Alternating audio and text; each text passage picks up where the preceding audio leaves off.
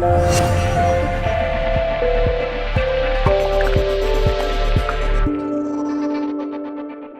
este programa especial que estamos haciendo desde Albacete llega un nuevo compañero, Fernando.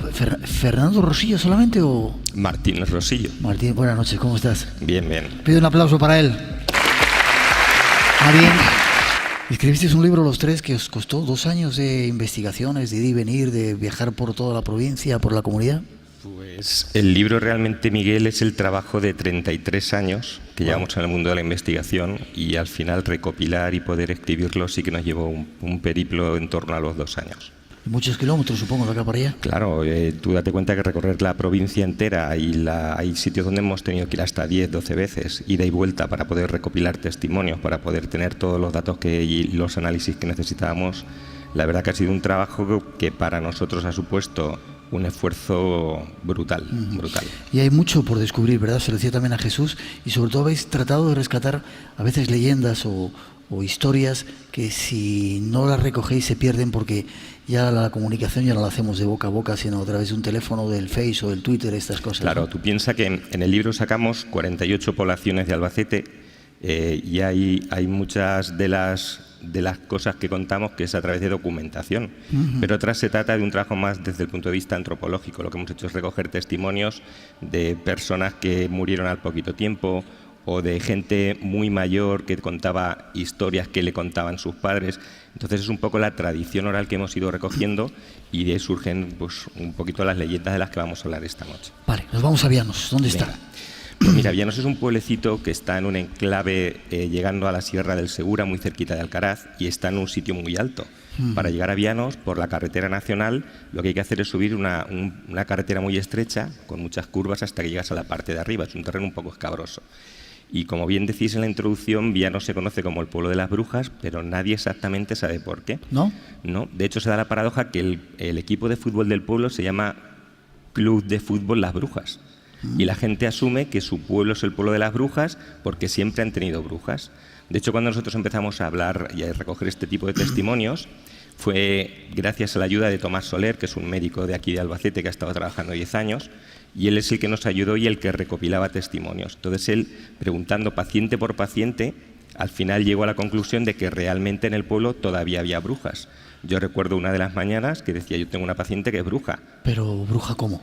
Pues, por ejemplo, te decía, es la típica bruja de las películas, vive sola, sale a la calle, viene a la consulta y siempre vienen 6 o 7 gatos detrás de ella, andando.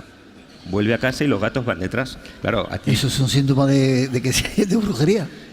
Para la gente del pueblo, uno de los síntomas de las brujas es que viven solas, los gatos les hacen caso, las acompañan como si fuesen perros.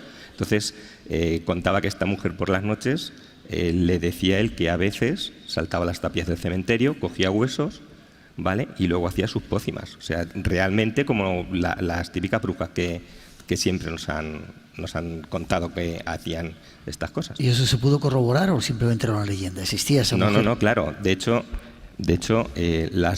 voy a hablarte de 3 leyendas así muy por encima. Vale. No tengo bien el sonido. Sí, se te está escuchando bien. Ah, perfecto. Una de ellas, por ejemplo, la del granadero, la persona que lo contaba era un paciente de Tomás, hablaba de su tío abuelo. Él contaba que estaban en casa bebiendo vino y pasándoselo bien, y se quedaron sin vino. Entonces el tío abuelo le dice a los amigos: esperar un momento, me acerco a por más vino y seguimos con la juerga. Al salir a la calle cuenta que unas brujas lo llevaron en volandas y lo llevaron a un sitio donde no sabía dónde estaba, y al posarlo en el suelo él preguntó: ¿pero dónde estoy? Y le contaban que estaba en Murcia. Estamos hablando de 1890. Entonces, ¿recorrer esa distancia? Pues tardó muy poquito según él, ¿vale? Lo curioso de esto es que a los 2 días, después de estar buscándolo por todo el pueblo, aparece ahí. Y al aparecer él empieza a contar esta historia, y claro, la gente no se lo creía, decía: pues a saber de dónde venga. Ha bebido mucho vino. Claro.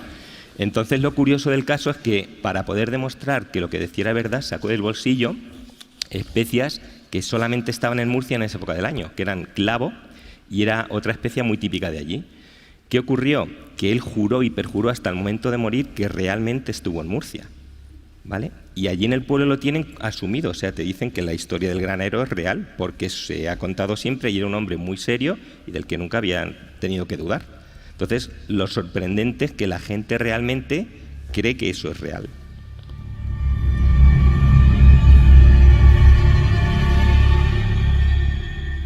El Chicote, parece que es otra leyenda de ese pueblo. Sí, esta es más increíble aún. Cuentan que había unas brujas que tenían el poder, tenían un ungüento que tenía el poder de poder convertir animales en personas o al revés, personas en animales. Entonces dicen que nació un burro y se encapricharon de él y decidieron convertirlo en una persona para que estuviese con ellas.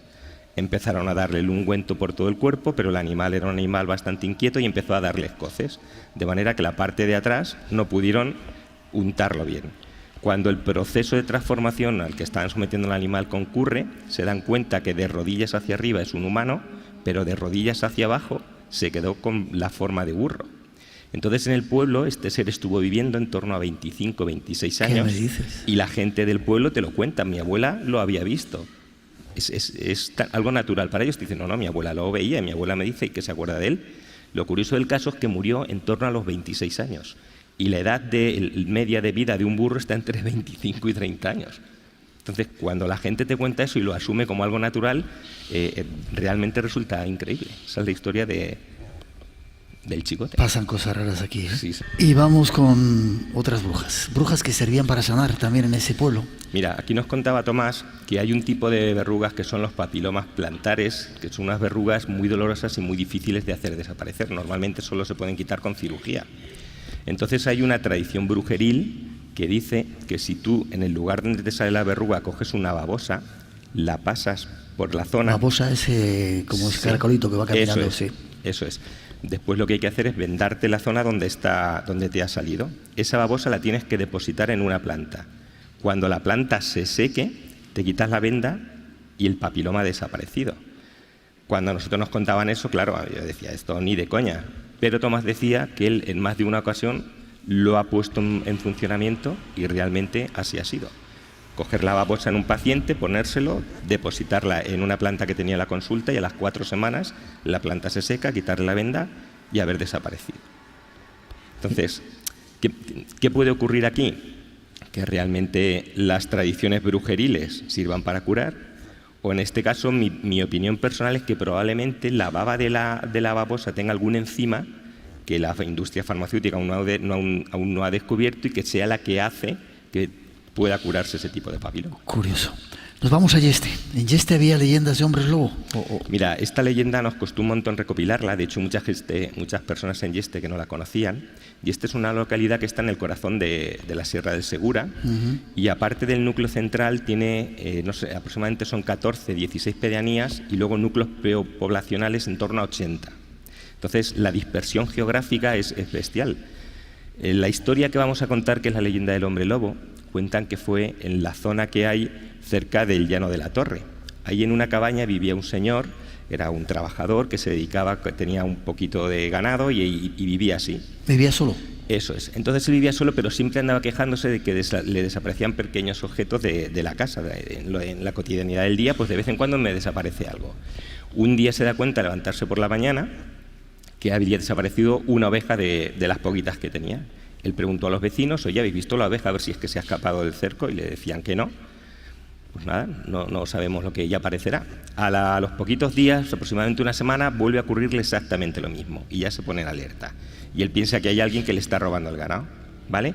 Sale y no localiza el ganado y hay un tercer robo, una tercera desaparición a la semana siguiente. Entonces sí que se enfada mucho y decide salir y hasta que no la encuentre no vuelve.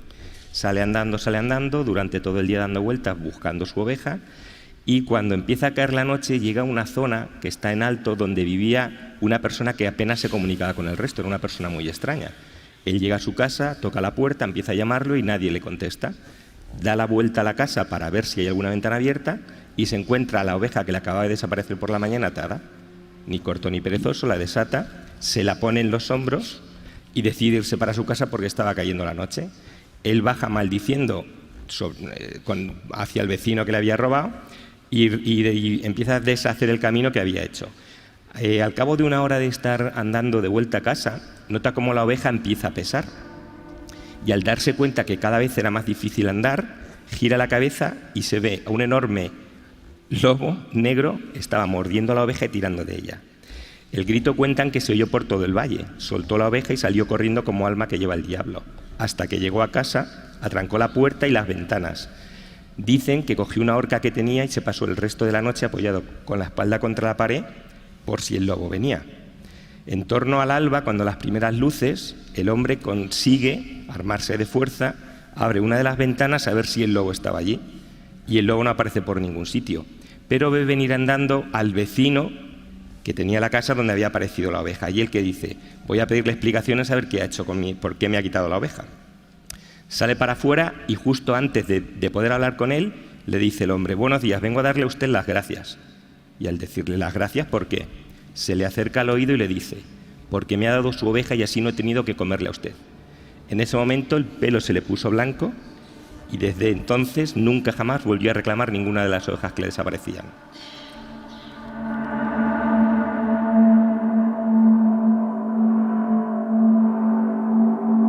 En Radio Nacional tenemos las noches más llenas de misterio de la radio. Adelante, disfrútalas. Estás en Espacio en Blanco, con Miguel Blanco, en Radio Nacional de España. Y esta noche con Fernando Rosillo, uno de los autores de la Guía Secreta de la Provincia de Albacete. ¿Os está interesando lo que cuenta? No, lo cuentas bien, ¿eh? Sí, os gusta. Lo cuentas bien. El último, quedan muchos, tampoco tenemos mucho más tiempo, desgraciadamente. Nos vamos a Chinchilla de Monte Aragón, un pueblito muy cerca de aquí, donde hay un castillo. Sí, a 16 kilómetros. ¿Es templario el castillo?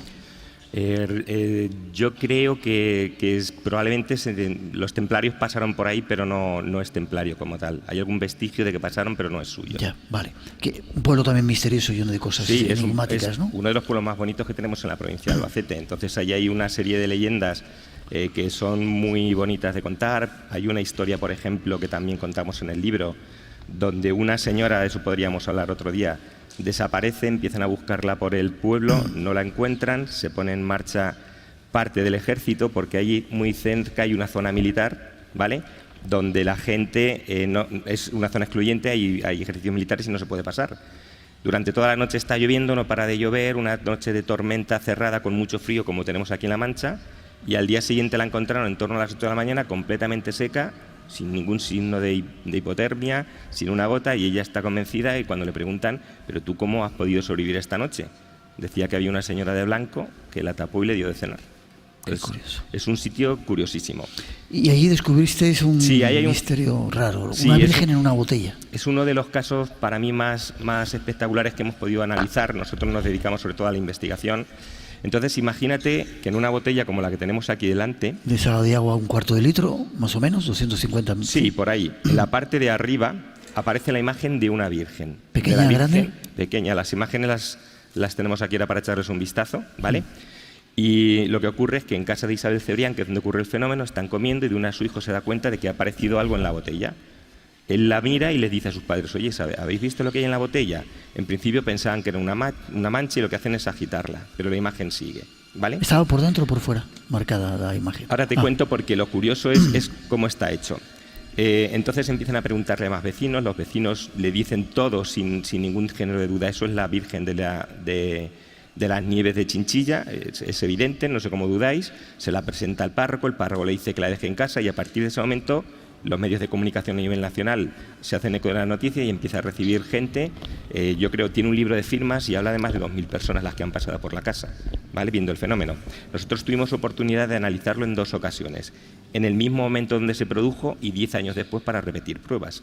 Lo curioso del fenómeno es que si tú le pasas el dedo por la parte de fuera no hay ninguna rugosidad, pero si metes el dedo dentro ocurre lo mismo.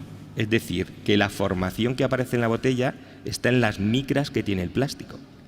El trabajo, en caso de falsificación, hubiese tenido que ser con un dispositivo tecnológico que no está al alcance de cualquiera. De hecho, nosotros, los equipos que llevamos son muy precisos y no se pueden repetir. Fuimos a la fábrica donde hacen las botellas, estuvimos viendo el sistema que tienen de calidad y allí nos juraron que eso no podía haber salido del sistema. Y después lo que estuvimos haciendo es trabajar con diferentes sistemas y diferentes potencias de luz. Trabajamos con luz ultravioleta, con luz infrarroja, para poder analizar el fenómeno en sí. ¿Y se sigue viendo? Sí, sí, cualquier persona puede llamar a Isabel, es encantadora. O sea, ¿se puede ir a la casa de ella y verlo? Por supuesto, es una botella exactamente igual que esta y tú vas, Isabel, me gustaría ver la Virgen y ella te la enseña perfectamente. ¿Vamos mañana? Cuando quieras, se puede ir, no hay ningún problema. Es uno de los muchos misterios. A ver si es una investigación, no te dejo contarlo más, pero te emplazo para que vengas al programa y nos cuentes algún día más, Cuando quieras. más cosas de Albacete.